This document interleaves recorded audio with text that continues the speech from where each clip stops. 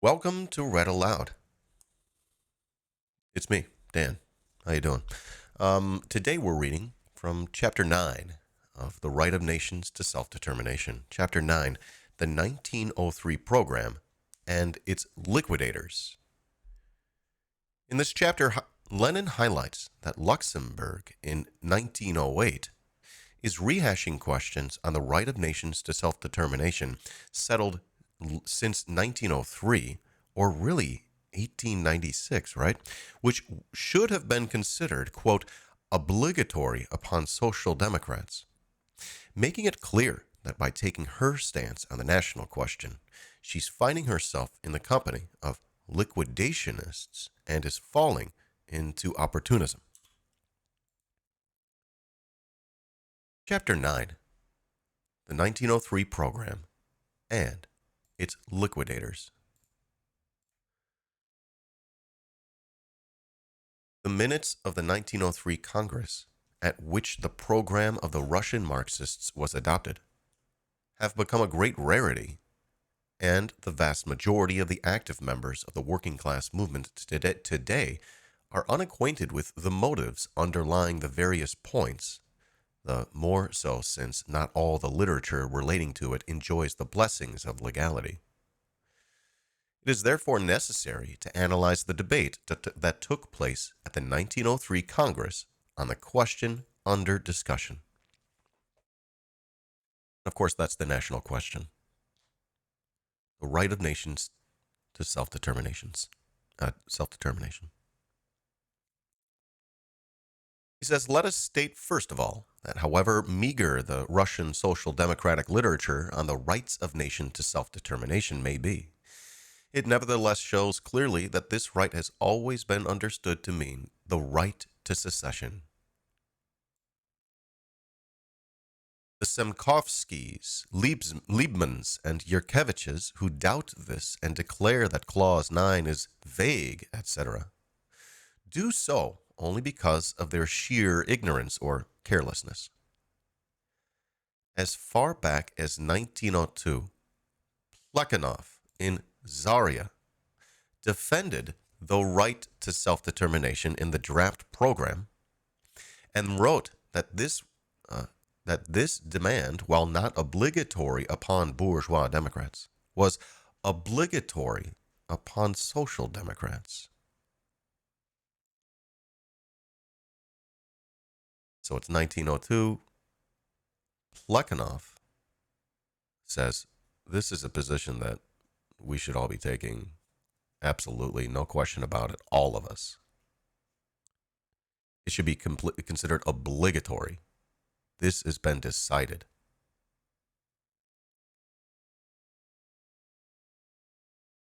We have a footnote here from Lenin says, by the way, it's not difficult to see why, from a social democratic point of view, the right to self-determination means neither federation nor autonomy, although, speaking in the abstract, both come under the category of self-determination.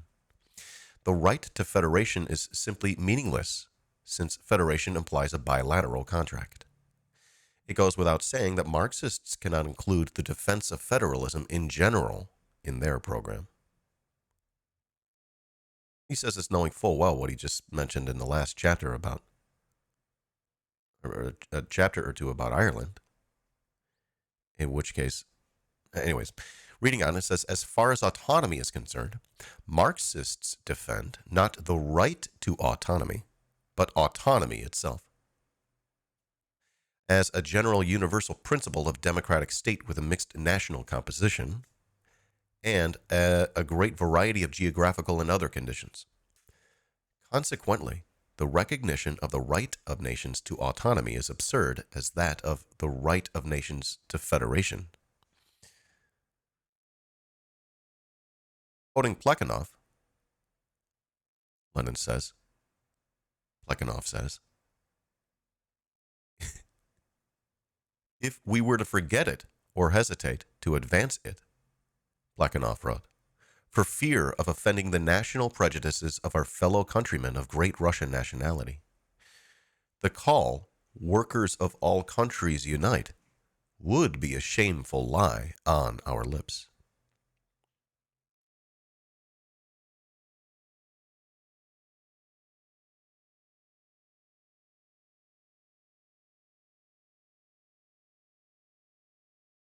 Lenin says this is a very apt description of the fundamental argument in favor of the point under consideration.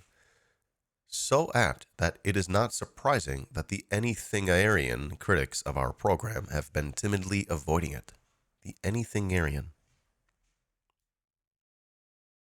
The abandonment of this point, no matter for what motives, is actually a shameful concession to great Russian nationalism. That's his big point here. But why Great Russian when it is a question of the right of all nations to self-determination? Because it refers to the secession from the Great Russians. The interests of the unity of the proletarians, the interests of their class solidarity, call for recognition of the right of nations to secede. That is what Plekhanov admitted 12 years ago in the words quoted above.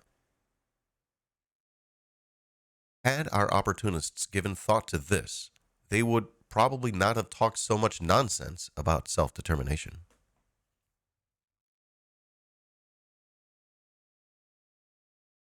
Lenin says, hey, we've been talking about this for 12 years, and you dimwits keep bringing it up. Maybe I don't like the word dimwit, and I apologize for using that. You Philistines, I think is a better word. You intellectual pretenders. I don't think he ever said that. But.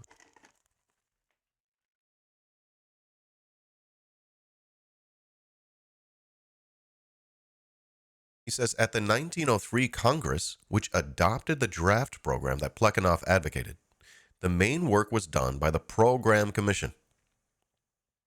Unfortunately, no minutes of its proceedings were kept. They would have been particularly interesting on this point, for it was only in the commission that the representatives of the Polish Social Democrats, Warszawski and Hanecki, tried to defend their views and to dispute recognition of the right to self-determination. Any reader who goes to the trouble of comparing their arguments, set forth in the speech by Warszawski and the statement by him and Hanecki, with those which Rosa Luxemburg advanced in her Polish article, which we have analyzed, will find them identical. And he's just repeating what he said at the very beginning of this work, which is that he's directing his argument at Rosa Luxemburg because everyone else is just saying exactly what she said. There's nothing new. See what happens when you don't take notes? That's why you always leave a note.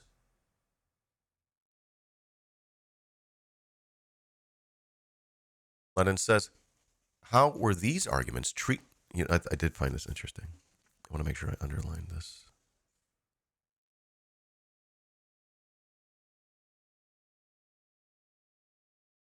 Okay.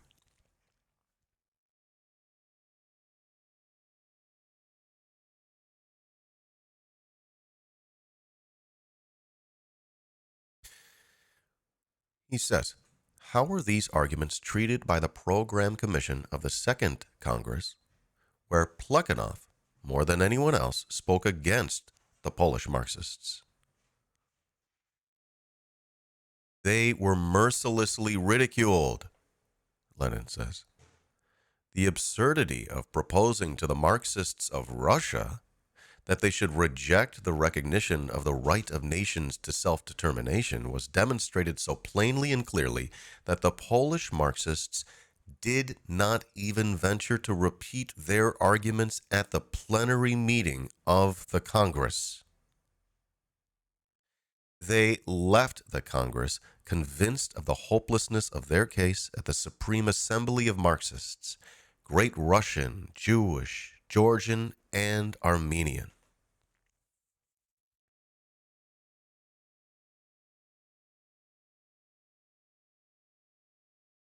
He says, hey, at the Second Congress, These arguments that we're talking about right now were ridiculed. We tore them. We made fun of them.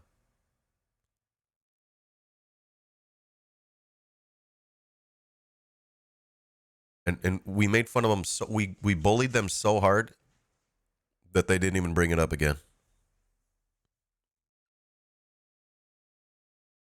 He says, needless to say, this historic episode is of very great importance to anyone seriously interested in his own program.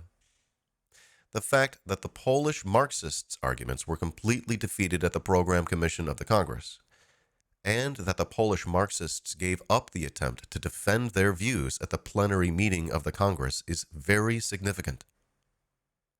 No wonder Rosa Luxemburg maintained a modest silence about it in her article in 1908.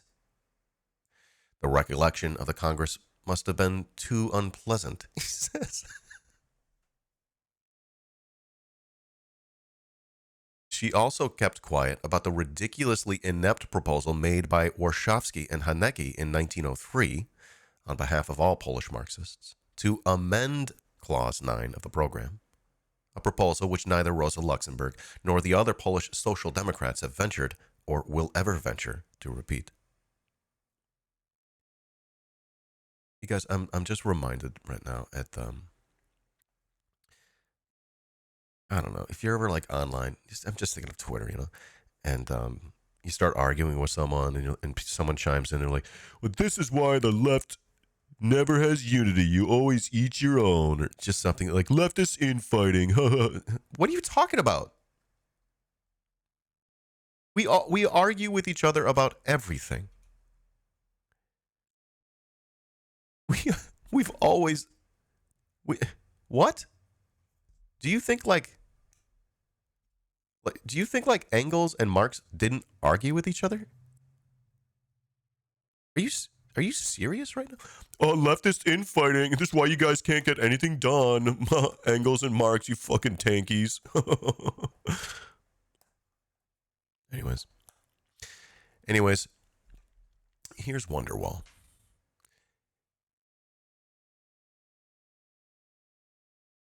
It's how progress is done, guys. We struggle for the correct position. That's the point. It's a struggle. It is an intellectual struggle sometimes.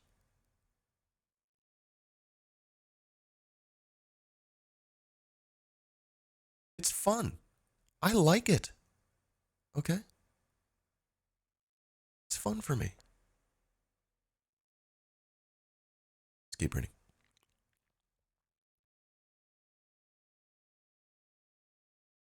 So he goes, not only did the Polish Marxists at the Second Congress get ridiculed and walk out without bringing it up during the plenary meeting or whatever, but 5 years later, or a few years later, Rosa Luxemburg, in her article, didn't even maintained a modest silence about it, he says. Really didn't bring it up. This is a debate stream. To be honest. Just with who? I'll argue with a comrade, but I'm not arguing with a lib. Yeah. I'd argue that the left engages in more good faith debate while the right engages in more bad faith debate. Yeah, everyone debates. Centrists are like, I'm so smart because I don't debate other centrists. What? What is that? Okay, so y'all just have dumbass positions and you don't check each other on it? No wonder you don't have a fucking ideology. All right. I got to get back on track.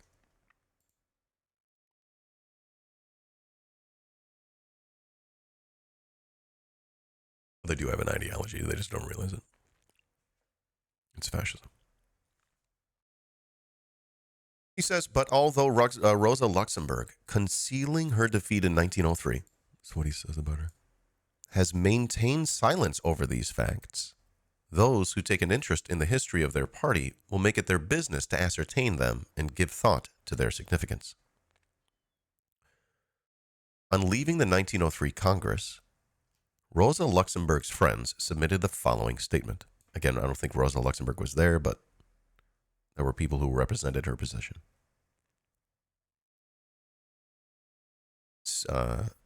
They submitted the following statement saying, "We propose that Clause 9, now Clause 7, now Clause 9, rather, of the draft program read as follows. Clause 7. Institutions guaranteeing full freedom of cultural development to all nations incorporated in the state." And we've gone over this, guys. This is just cultural national autonomy. Please read Stalin's Marxism and the National Question. He says, thus, the Polish Marxists at that time put forward views on the national question that were so vague that instead of self-determination, they practically proposed the notorious cultural national autonomy, only under a different name. Is there an echo in the room?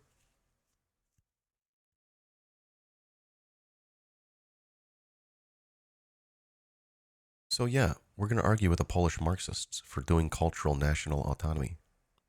Bunch of Philistines. What are you doing?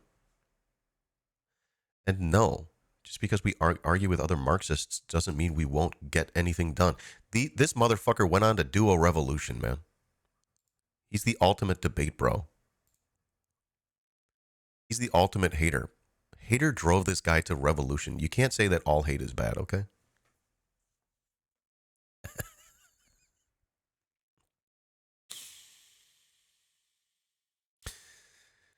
He says, this sounds almost incredible, but unfortunately it is a fact. At the Congress itself, attended though it was by 5 Bundists with 5 votes and 3 Caucasians with 6 votes. He's not talking about whiteys. Without counting Kostrov's consultative voice,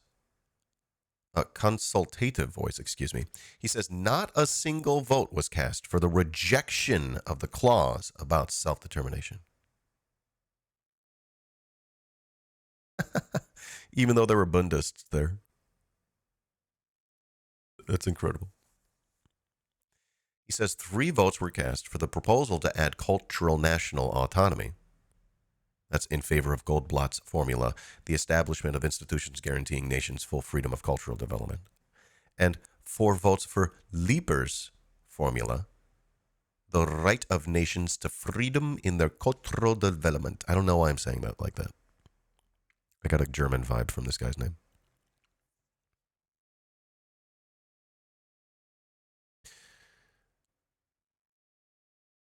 And what do they put in this coffee?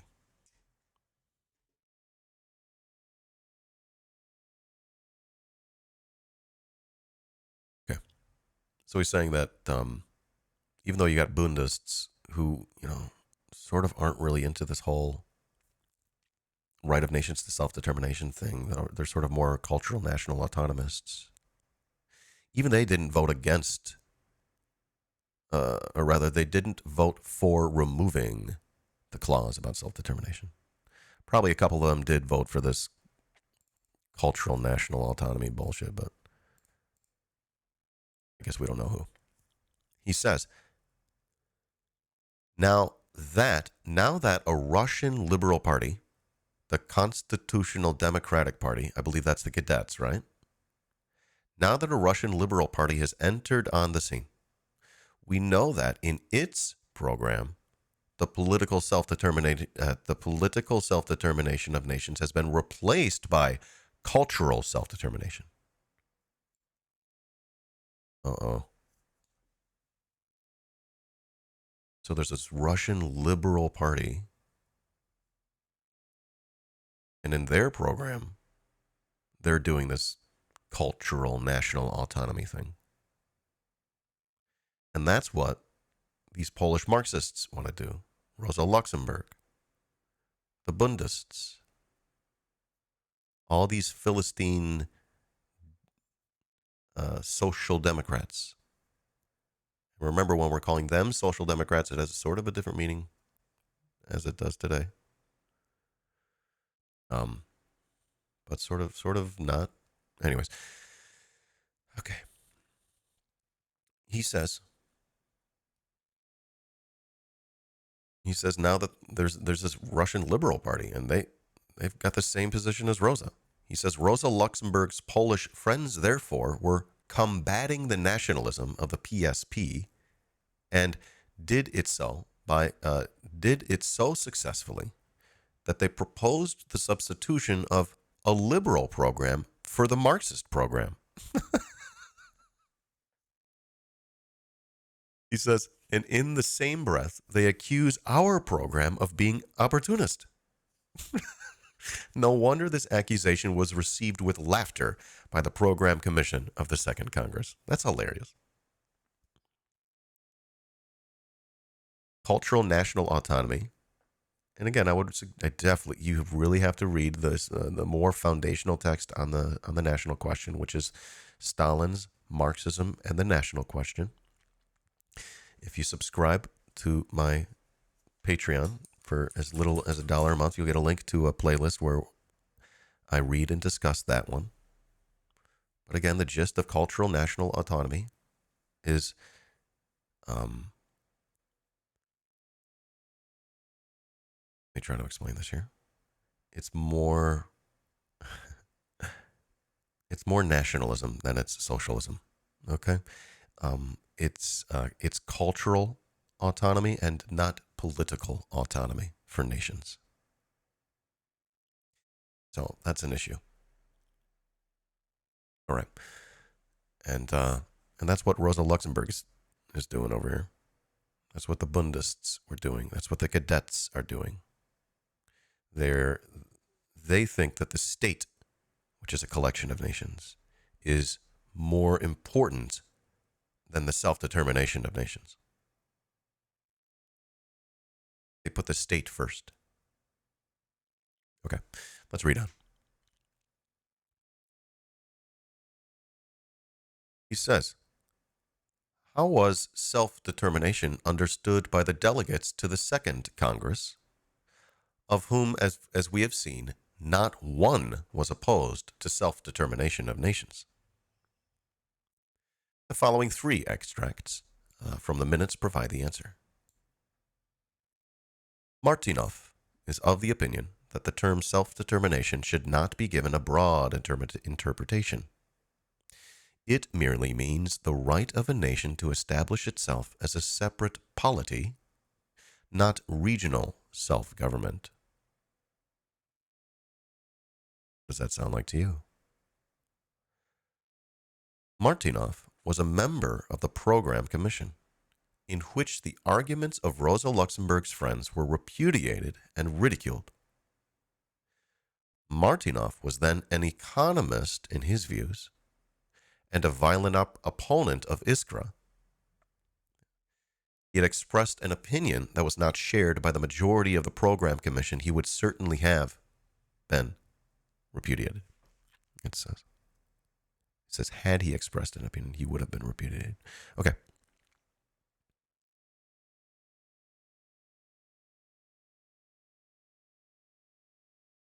He says, Bundist Goldblatt was the first to speak when the Congress, after the Commission had finished its work, discussed Clause 8, the present Clause 9, of the program. He said, no objections can be raised to the right to self-determination. When a nation is fighting for independence, that should not be opposed. If Poland refuses to enter into lawful marriage with Russia, she should not be interfered with, as Plekhanov put it. I agree with this opinion within these limits. Plekhanov had not spoken on this subject at all at the plenary meeting of the Congress. Goldblatt was referring to what Plekhanov had said at the Program Commission, where the right to self-determination had been explained in a simple yet detailed manner to mean the right to secession. Lieber, who spoke after Goldblatt, remarked, of course, if any nationality finds that it cannot live within the frontiers of Russia, the party will not place any obstacles in its way. The reader will see that at the Second Congress of the party, which adopted the program, it was unanimously understood that self-determination meant only the right to secession. Even the Bundists grasped this truth at the time. And it is only in our own deplorable times of continued counter-revolution and all sorts of apostasy that we find people who, bold in their ignorance, declare that the program is vague. That is such a dig at Rosa. And anyone else who's waging these arguments, at Lenin in 1914, long after these questions have been decided and considered to be obligatory upon Social Democrats. He says, but before devoting time to these sorry would-be Social Democrats, let us first finish with the attitude of the Poles to the program. That's what we'll talk about next. Chat, you're definitely encouraged to ask questions as long as they are, thoughtful, and as long as you feel like you've done the necessary investigation into just try, and hopefully you've read this, and hopefully you've read Stalin's work on the same topic. Again, that's Marxism and the national question. Okay. He says, the attitude of the Poles to the program. He says they came to the Second Congress in 1903, declaring that unity was necessary and imperative. But they left the Congress after there were verses in the Program Commission, and their last word was a written statement printed in the minutes of the Congress, containing the above-mentioned proposal to substitute cultural national autonomy for self-determination.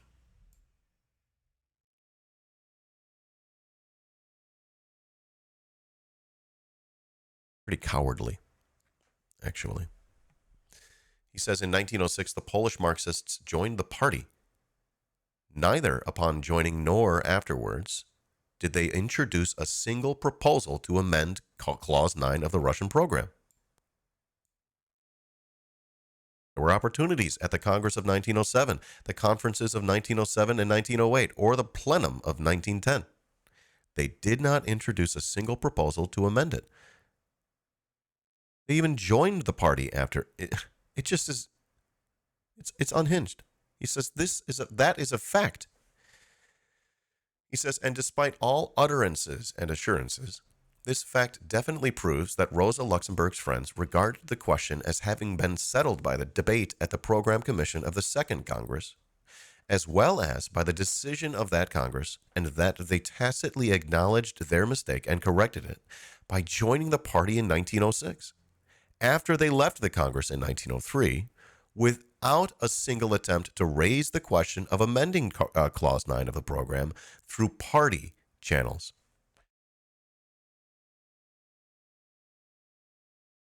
He says Rosa Luxemburg's article appeared over her signature in 1908.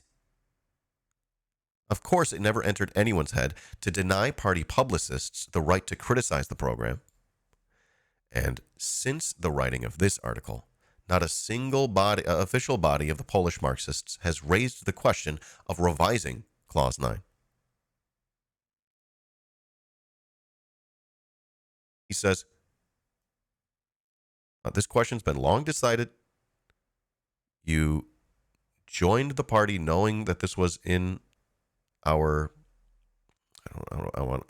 in our national program. There have been no movements through party channels to change this. Not a single official body of Polish Marxists has raised the question of revising it.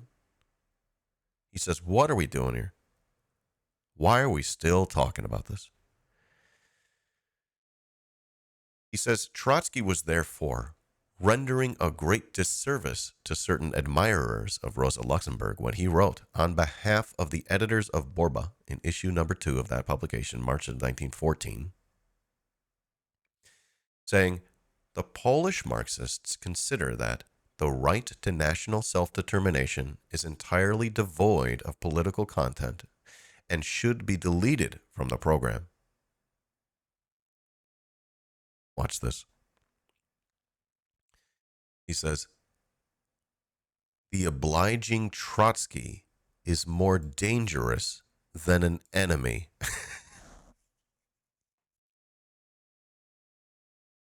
Trotsky could produce no proof except private conversations, that is simply gossip on which Trotsky always subsists, for classifying Polish Marxists in general as supporters of every article by Rosa Luxemburg. He says Trotsky presented the Polish Marxists as people devoid of honor and conscience, incapable of respecting even their own convictions and the program of their party. How obliging Trotsky is. Oh my God.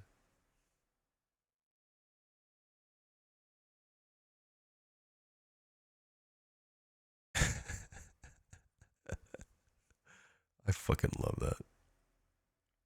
He says, when in 1903, the representatives of the Polish Marxists walked out of the Second Congress over the right to self-determination, Trotsky could have said at the time that they regarded this right as devoid of content and subject to deletion from the program. But after that, the Marxists joined the party whose program this was, and they have never introduced a motion to amend it. Welcome in, comrade.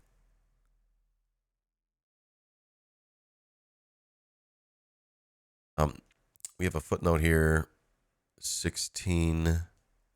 Where does this go to?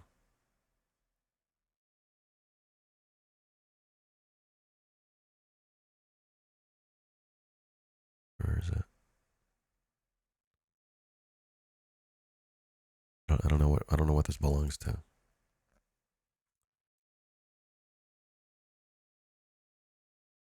You see it?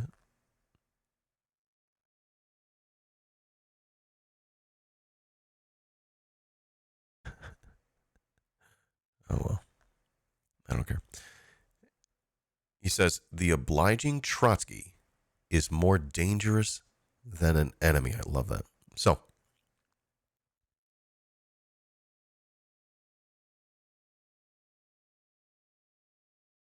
I'm going to skip this footnote. He says, why did Trotsky withhold these facts from the readers of his journal? So I guess he writes this in his own journal. He says, only because it pays him to speculate on fomenting differences between the Polish and the Russian opponents of liquidationism and to deceive the Russian workers on the question of the program. He says, Trotsky has never yet held a firm opinion on any important question of Marxism. He always contrives to worm his way into the cracks of any given difference of opinion and desert one side for the other. At the present moment, he's in the company of the Bundists and the Liquidators, and these gentlemen do not stand on ceremony where the party is concerned. Woo! Pretty scathing. It says, listen to the Bundist Liebman. What does that mean, love man? His name is Loveman. He says, the Bundist Liebman says, when 15 years ago, this gentleman writes, the Russian Social Democrats included the point about the right of every nationality to self-determination in their program, everyone asked himself, what does this fashionable, fashionable term really mean? No answer was forthcoming, ! This word was left, ! Wrapped in mist. Lenin is so funny. And indeed, at the time, it was difficult to dispel that mist. The moment had not come when this point could not be made concrete, it was said. So let it remain wrapped in mist, ! For the time being, and practice will show what content should be put into it. He somehow injects all this character in someone else's quote, just with these little exclamation points. That is so funny to me. He does that. He says, "Isn't it magnificent the way this ragamuffin mocks at the party program?" Ragamuffin.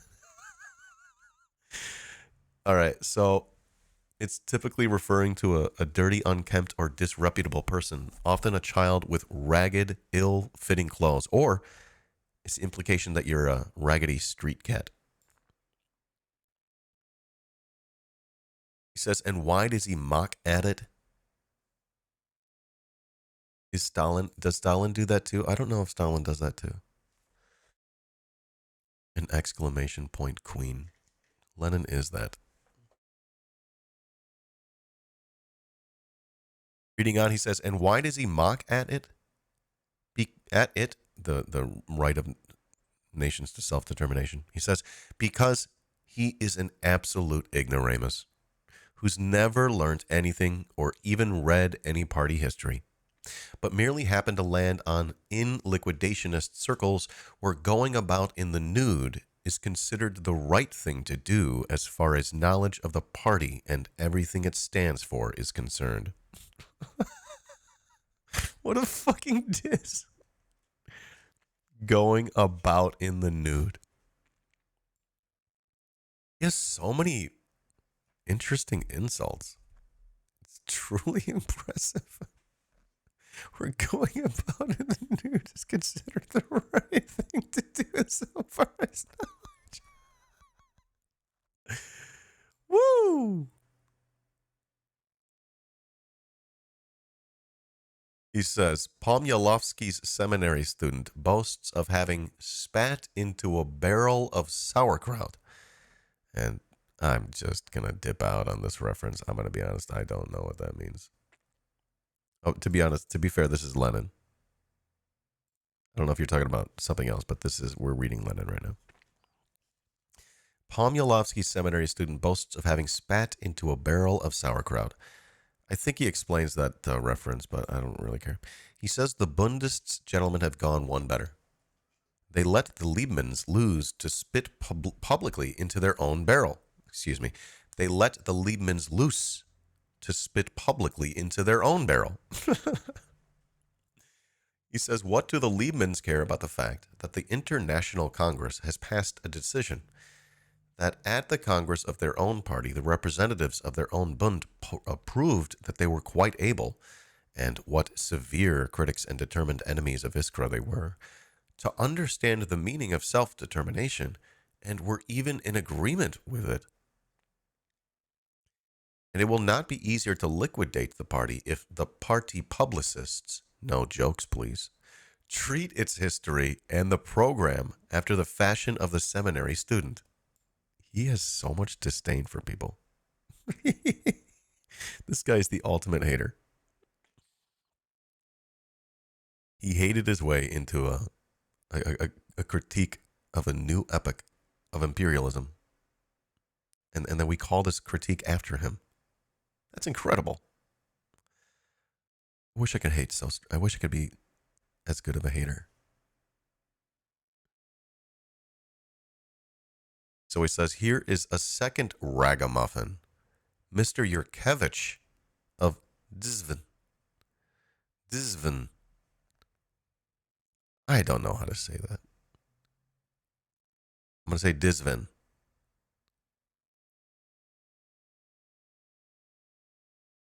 Mr. Yurkevich of Dzvin. Mr. Yurkevich must have had the minutes of the Second Congress before him, because he quotes Plekhanov as repeated by Goldblatt, and shows that he's aware of the fact that self-determination can only mean the right to secession. This, however, does not prevent him from spreading slander about the Russian Marxists among the Ukrainian petty bourgeoisie, alleging that they stand for the state integrity of Russia. Of course, the Yurkeviches could not have invented a better method than such slander to alienate the Ukrainian Democrats from the great Russian Democrats. And such alienation is in line with the entire policy of the group of Dizvin publicists who advocate the separation of the Ukrainian workers in a special national organization. Uh-oh.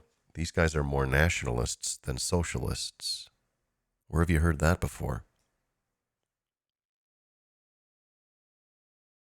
He says it's quite appropriate, of course, that a group of nationalist Philistines who are engaged in splitting the ranks of the proletariat, and objectively this is the role of Dizvin, should disseminate such hopeless confusion on the national question.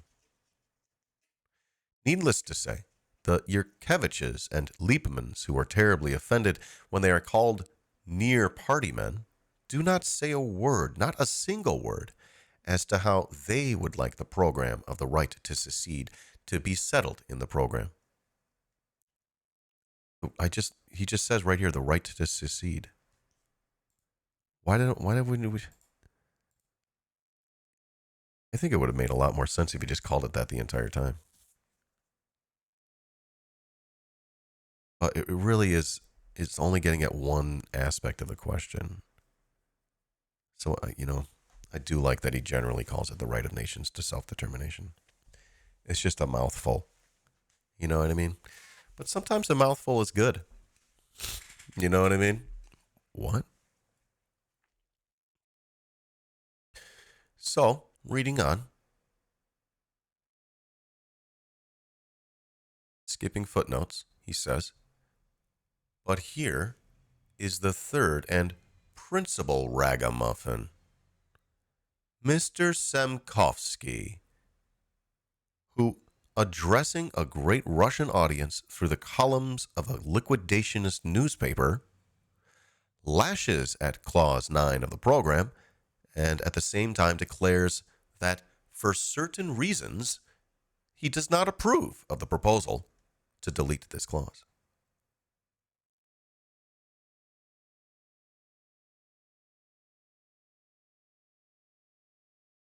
He says this is incredible, but it is a fact.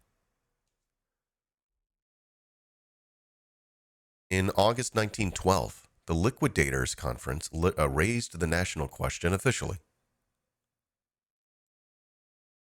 For 18 months, not a single article has appeared on the question of Clause 9, except the one written by Mr. Semkovsky. And in this article, the author repudiates the program without approving. However, for certain reasons, is this a secrecy disease? He asks. For certain reasons, the proposal to amend it. Oh, hold on. Feels like there's some words missing.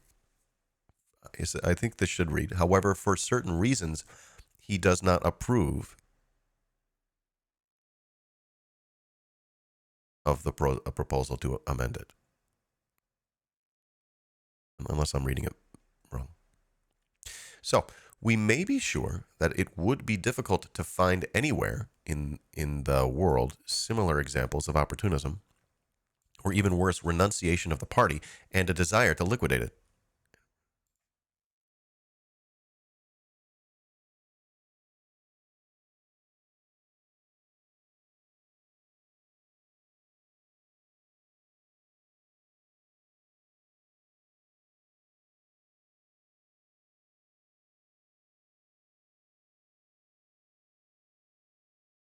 He says a single example will suffice to show what Semkovsky's arguments are like.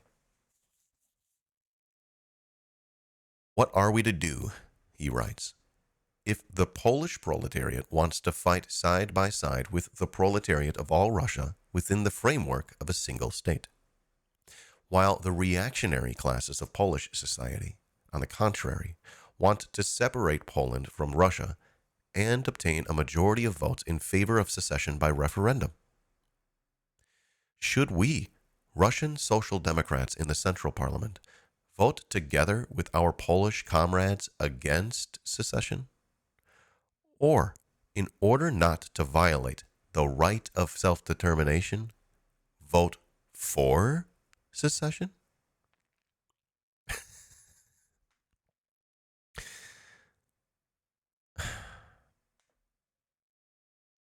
Some people need to shut the fuck up. They're not helping. I think that what we read next, when we're done with the right of nations to self-determination, will help drive that point home. We will be reading Mao's.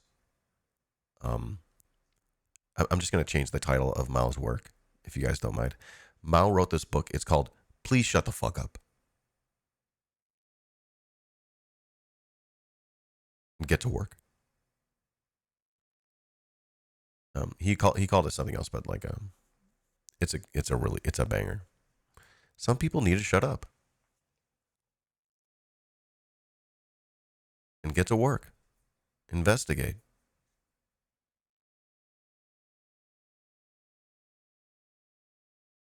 It's embarrassing. It's like arguing with a child about something they have no idea, and they're just like arguing with you. Like, what is your deal?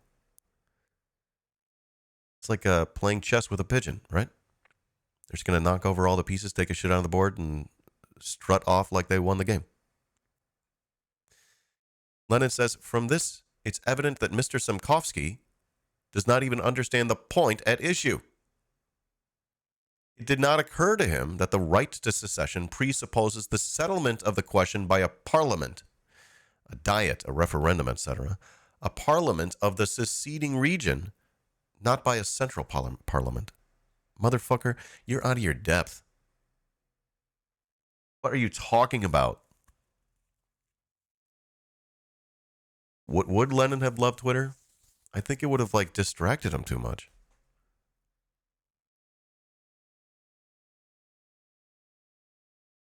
I honestly wonder about that. I think he would have had. I think Lenin would have had a healthy love-hate relationship with Twitter. We all love it, but we know we can't spend all day on it. We have to get to work.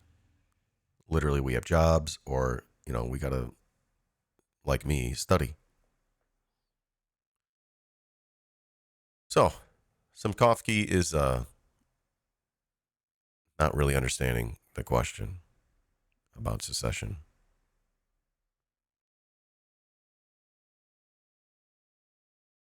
He says, well, what should we do if someone wants to separate? If Poland wants to separate, should we vote for it or not? What? You're not going to get a vote, dummy. What the fuck are you talking about? Polish people get... What? It's not going to be decided by... What the fuck are you...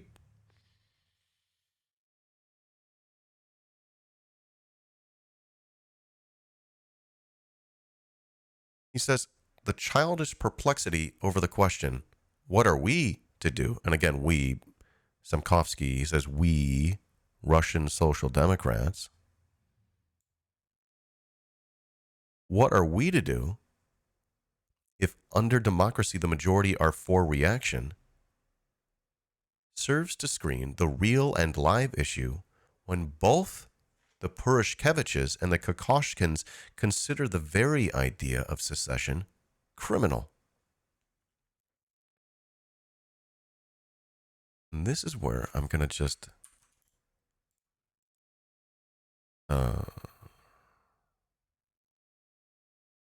double check that I know. I'm going to open it in a new tab here.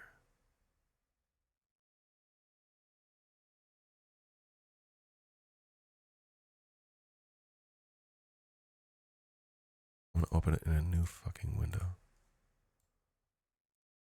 I'm going to search for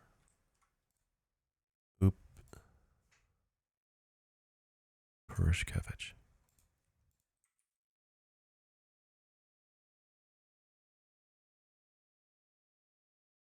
Because he talks about him before, right? Purishkevich. Kokoshkin. Purishkevich. Here. Kokoshkin, a lackey of the moneybags of that bourgeoisie. I think Russian bourgeoisie, right? He defends its privileges in general and its state privileges in particular. He defends them hand in hand and shoulder to shoulder with Purishkevich, The only difference being that Purishkevich puts more faith in the feudalist cudgel, while Kokoshkin and company realized that this cudgel was badly damaged in 1905 and rely more on bourgeois methods of fooling the masses, such as frightening the petty bourgeoisie and the peasants with the specter of the disintegration of the state and deluding them with phrases about blending people's freedom with historical tradition, etc.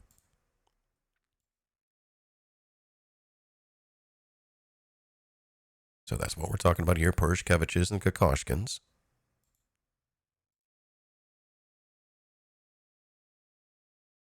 They consider the very idea of secession criminal. Perhaps the proletarians of all Russia ought to not, perhaps the proletarians of all Russia ought not to fight the Purishkeviches and Kokoshkins today, but should bypass them and fight the reactionary classes of Poland. It's hilarious. He says, such is the sheer rubbish published in the Liquidators organ of which Mr. L. Martov is one of the ideological leaders. The self-same L. Martov who drafted the program and spoke in favor of its adoption in 1903.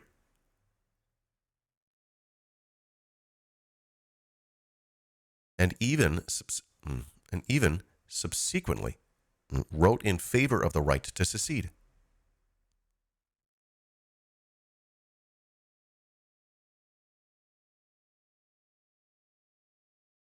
And then he says here, apparently, L. Martov is now arguing according to the rule, no clever man is needed there. Better send read. Or is it read? And I shall wait and see.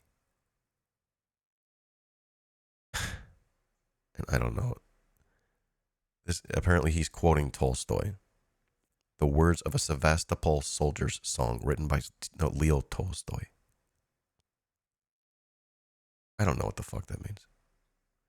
But he says, he sends Reed Semkovsky along and allows our program to be distorted and endlessly muddled up in a daily paper whose new readers are unacquainted with it. I'm totally lost right now. I don't know about you. He says, yes, liquidationism has gone a long way. There are even very many prominent ex-social democrats who have not a trace of party spirit left in them.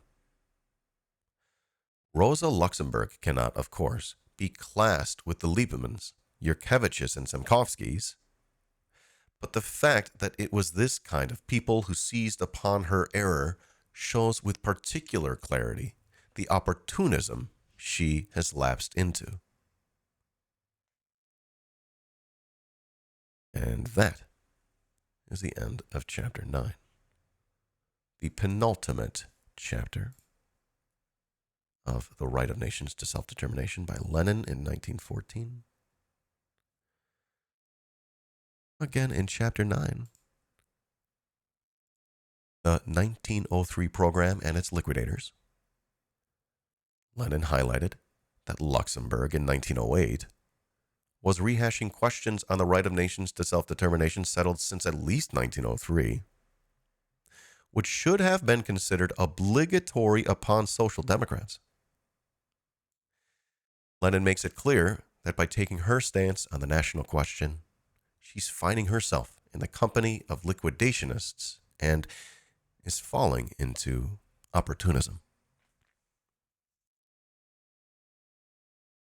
That was Chapter 9 of The Right of Nations to Self-Determination. If you enjoyed that reading and discussion, if you got something out of that, if you laughed, if you cried, if you learned something, if you found that to be at all valuable, or if you think it would be valuable for others.